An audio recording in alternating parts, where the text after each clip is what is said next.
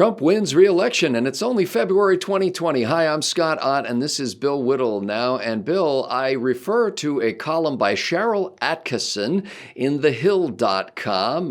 Used to work for a major media organization, and now she still works for Sinclair, I believe, but more of a freelancer. Sharyl Attkisson goes through a list of reasons why she believes and why, frankly, she said if she were betting, she would put all of her money on Trump re-election right now, no matter who the Democrats nominate. And I want to go through some of her reasoning for this. And perhaps I should start with the most trivial of all that she buries at the bottom, which I think actually may be the most impactful. He's taller than any of the likely Democrat nominees. You don't have to like that. And there are many things about politics that I don't like, but somebody is going to know there's undoubtedly an exception or two, but since the television age, the person who's tallest has won the election. That's pretty striking. So here are a couple of reasons, and I'm going to try to group them a little bit because she's got about 7 reasons here. List them all because she's a magnificent person. I've had a chance to be at a number of events with her. She's very humble, very quiet, but she is an honest to God, true blue journalist. And so much of the research, and I mean the serious hard work she's done, has been invaluable to me. Well, this is some of her reasoning. Number one on her list is that he's experienced. In other words, he's the only one who's actually been president of the United States, been commander in chief. So he has got, for whatever you think of what he's done to the word, he's got a certain gravitas of experience that he brings to bear that nobody else can compete with. He doesn't just bring a experience, he brings a track record. And that's another one of her on her list. Well, let's combine these two then. Because that idiot Atkinson can't put these two things together. No, let's combine the two. When you're making an investment, any kind of an investment, business investment, there are people who are swayed by nice talk. Call these people Democrats. And then there are people who are swayed by, persuasive personalities and so on. But the people who are very, very good investors, people who are smart with their money, who get return on their money most all of the time, are people that are not so much concerned with either a smooth salesperson or even a very good pitch. What they're mostly concerned about is track record. What has this person done in the past? If this guy comes into the room with a slick pitch and his entire history is that he hasn't made anybody any money, most serious investors will not invest with that guy no matter how good a salesman he is. Conversely, other people who are stumbling and maybe not terribly smooth, but have a track record of having made money for people, that they more often will get an investor's dollar if the guy's serious. So what Trump brings to the table is not so much experience, although he is the only person on the ballot who's ever had to deal with running both a business and a government. And God knows, over the course of the last 4 years, we've seen how difficult it can be for a businessman to make that adjustment. This is something that Bloomberg, if he's the nominee, would have to basically learn how to do all over again. And if you think Trump is imperial in terms of his leadership style, wait till you see Mikey. And we won't. So track record is important. And if you're running, and the reason the track record is so important, it is the most important thing. And this is why Carville and Stephanopoulos and all the rest most famously had the most. The reason people talk about the Clinton campaign and the war room sign that said it's the economy, stupid. The reason that this is such a political cliche is because it's a really the clearest example of people who were in the business of electing a president understanding that it's all about track record. That's all it is. It's the track record, stupid. Is the economy bad now? Yes. Then run against the economy. If you are an incumbent and the economy is good, then run on the economy. It's the economy, stupid. It's the track record. How well is the country doing economically? Are people taking home money? Yes or no? And everything falls out from that. I heard a CNN journalist asking Tom Steyer the other day when he said that he was going to go after President Trump on the economy. The CNN journalist, to her credit, said 70% of the American public think that the economy is doing better and they're doing well. How are you really going to go after President Trump on the economy? And something like 94% of Americans felt optimistic about the future. It was I don't know what the exact phrasing was, but it was in the 90%, and it was a positive, hopeful message. Yeah, by all means, go against the economy. And let me boil down Sharyl Attkisson's track record list, because basically, and this is my condensation of it, not hers. Basically, she says President Trump's job record consists of, or track record consists of jobs, judges, and unabashed support for the Jewish state. And broader than that, his accomplishments on the foreign stage. And so, really, when you get right down to it, more people working, more conservative judges appointed, and a guy who's not afraid to say, yeah, let's put the embassy where it belongs. What's funny about that is that jobs and judges are going to bring in votes. And it is the mystery of the age to me, to other conservatives, Jewish conservatives, Christian conservatives, atheist conservatives, the enormous propensity of American Jews to vote Democrat becomes more and more and more opaque every year. You would think that a president who's shown the kind of commitment to Israel that Donald Trump has shown, especially in the face of the guy who sent $800 million on cargo pallets to the Iranians so they could develop new bombs and rockets to drop on Israel, you would think that those people would maybe start to think about maybe just reconsidering their views for a while. But honestly, the Jewish support for Democrats in this country is a source of ongoing amazement. And the only explanation I've ever heard that made any sense to me was from a number of Jewish conservatives who are friends of mine, good friends, I might add. But they basically said that in America, Judaism is not really their religion. It's more of a cultural thing, that secular liberalism is their religion, and so on. Whether we see some movement on that one in 2016 is going to be very, very, very interesting, because not only has Donald Trump been the staunchest advocate of Israel since there's been an Israel, but also the Democrats have produced, Omar and all the rest of these openly anti-Semitic members of Congress, and I'm wondering if this is finally going to dynamite this kind of granite commitment on the part of many American Jews, not all of them, obviously, to continue to vote Democrat. Because Sharyl Attkisson has a lot on this list, I want to move through a couple of them pretty quickly. One of the other reasons why she says that President Trump is so reelectable is that the doomsayers about his administration, the negative things that were said in advance, have really not come to pass. I mean, we haven't seen illegal aliens rounded up on trains and shipped back. The economy's doing well. Of course, it hasn't tanked as if it was predicted it would. There's been no nuclear war, and even some people who would have considered themselves to be, never Trumpers have come around as a result of that. And then she kind of, a corollary to that is she says, even though he seems kind of a chaotic guy, he's predictable.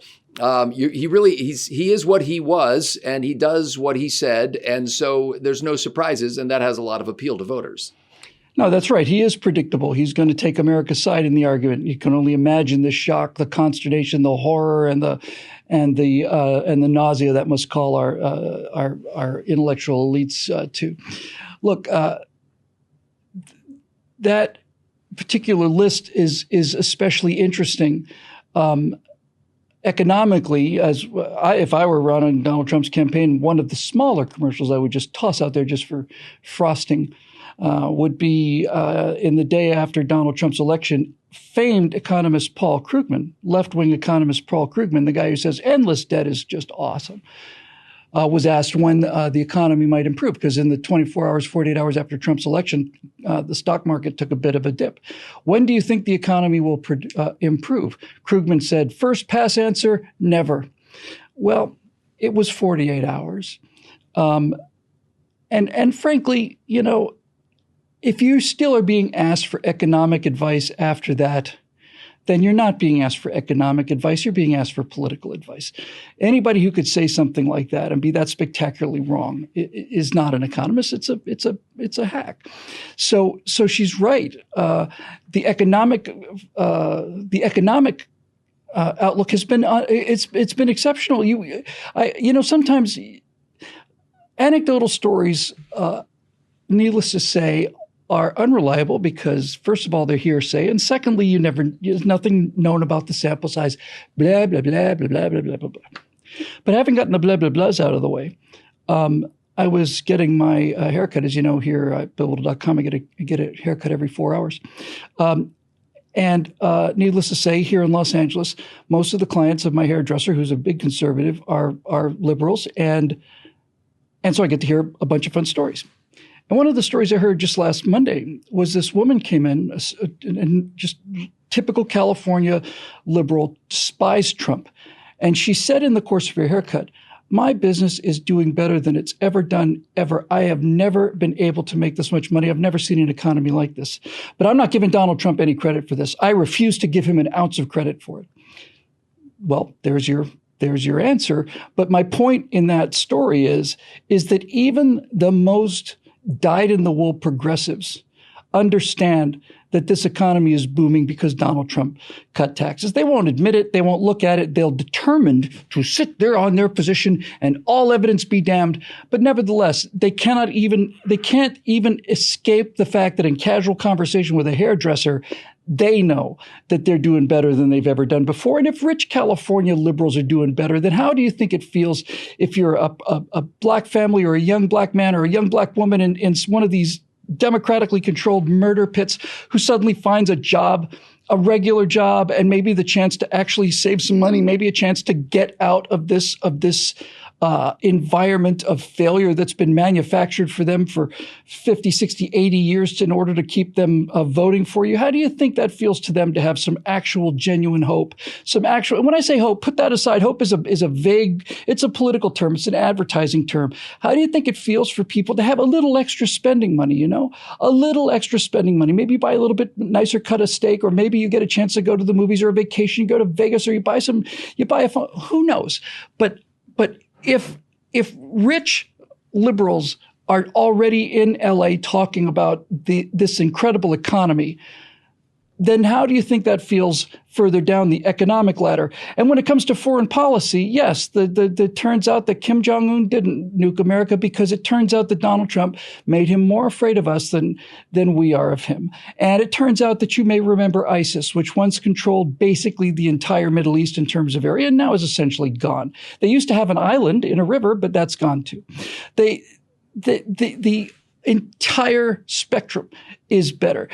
Europe is starting to pay for their own defense. If you want to talk about a miracle, Europe is paying which at the time of the European Union before Brexit was listed in Wikipedia as the largest economy of the world, even though they all have their own Olympic teams and each economy in the European Union was listed below the European Union. Put all that aside. The largest economy in the world, they're finally starting to pay for their own defense. And most importantly, on the foreign policy front, China, which looked like, to others anyway, certainly to Democrats, because whenever they're confronted with any kind of a force that is likely to damage America, they're utterly sure it's going to win, and they get down on their knees and worship it. But Donald Trump decided not to do that. And Donald Trump made a number of changes to our relationship with China, some of which hurt American workers, and we've talked about that before, but it hurt him in the short term.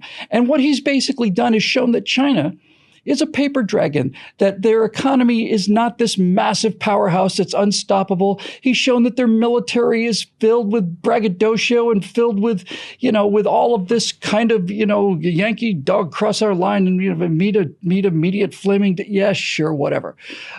He has restored.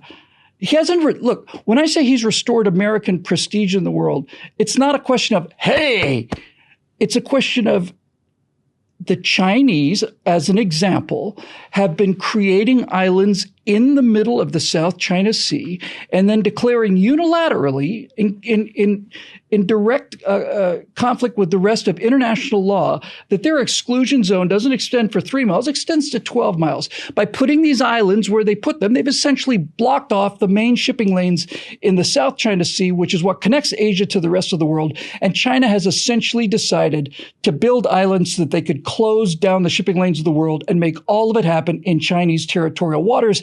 That's been their assertion. And their assertion has been, if the United States enters this, blah, blah, blah, blah, blah. Well, what happens when Donald Trump is president is he sails a fleet through the 12-mile barrier and says, what are you going to do about it? Turns out nothing. So, yes, she's right on all these scores. Final thing on Sharyl Attkisson's list, and we got to make the answer to this quick, but there are really two characteristics that I'm going to group into one.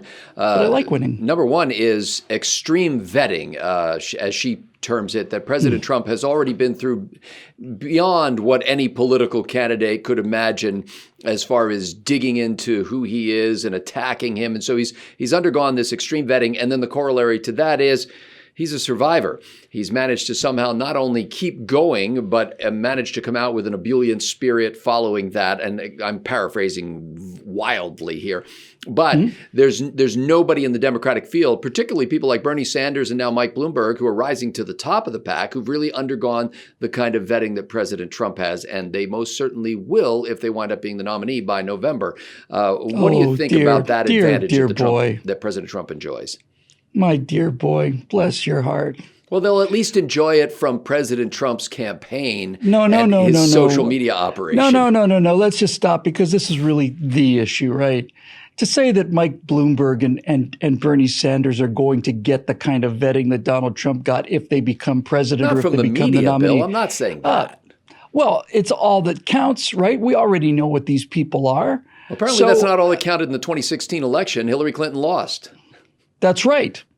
The reason Hillary Clinton lost was because the media had lost its grip on, okay, I see your point. Fair enough. Okay. But nevertheless, the idea that the press is suddenly going to look deeply into Bernie Sanders' background or Mike Bloomberg's or anybody else's is a consummation devoutly to be wished. Let's just leave it at that. It's not going to happen. But with that said, yes, the great thing about going into the Donald Trump second term is that whatever concerns you might have had about Donald Trump's character or his transactional background or any of that stuff in 2016, you can rest pretty assured that every single thing that Donald Trump has ever done, every email he's ever written, every phone call he's ever made has been gone through with a fine-tooth comb to look for the slightest angle, and the worst thing they could come up with was his actions regarding the Ukraine. And that was political suicide, and Nancy Pelosi knew it. And it's beginning to become clearer and clearer to many people that the reason that she knew it was political suicide and did it anyway was because not only Hunter Biden is involved with this Ukrainian thing, but so is Nancy Pelosi's kids, and so, as it turns out, is Mitt Romney's kids. What a remarkable coincidence that is. And so all they can find on Donald Trump is stuff that they can invent in order to inoculate themselves against what is coming for them if they lose. Now, the only thing I will say about this that I think really does need to be said in terms of criticism of the president and of the Republican Party is this: if it turns out that they go with somebody like Bernie Sanders or Bloomberg, but let's just say Bernie because I think that's the most likely case at this point, although it changes every hour. If they do that, and if America recoils against the Democratic Party the way I believe that they will, and the Republicans not only keep the presidency and the Senate, but they also take over the House, then we will have 2 years to do what we should have done in the first 2 years, and that is everything. I cannot believe the opportunity that we missed between 2017 and Donald Trump's inauguration, and then in 2019 when the Democrats recovered the House. I can't believe how little we got done then. A lot of that was Donald Trump getting used to the kind of fire and flack he's under and all the rest of it. But and that's history, and history is history. Can't do anything about it, but you can learn from it.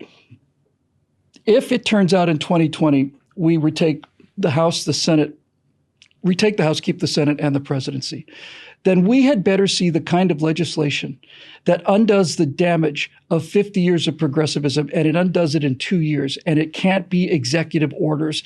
Those are laws that are written illegally in the first place, in my opinion, and whether they're illegal or not, they're certainly written in pencil. And an executive order can simply be overturned by another executive order.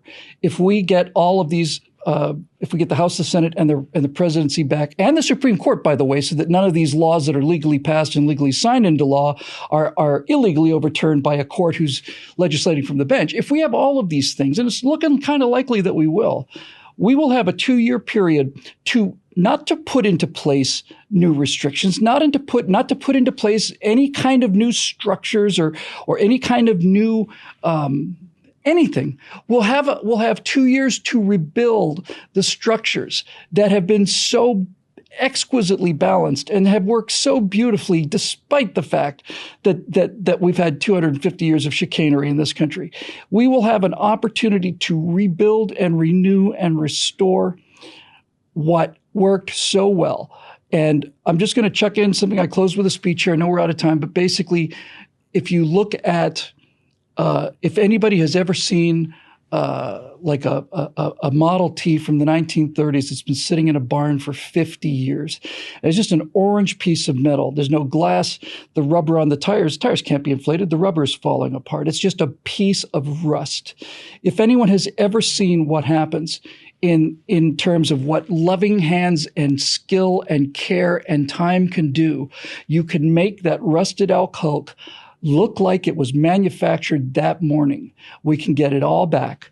We can get all of it back. We can sandblast it. We can paint it. We can restore it. We can remanufacture parts according to the exact cutout of the original part. And we can make this country glisten and gleam like she did the morning she was born. And that's what our opportunity is going to be in 2020. That's why the stakes are as high as they are. And that is why, more than anything, I'd like to see Donald Trump win, because I don't like being in a state of perpetual war. And I'd like to see it finished, and I'd like to see it finished with a victory. Our members make these messages possible, so we're grateful to them. If you'd like to join us, you can go to BillWhittle.com and click that Become a Member link. For Bill Whittle, I'm Scott Ott. Thanks for watching.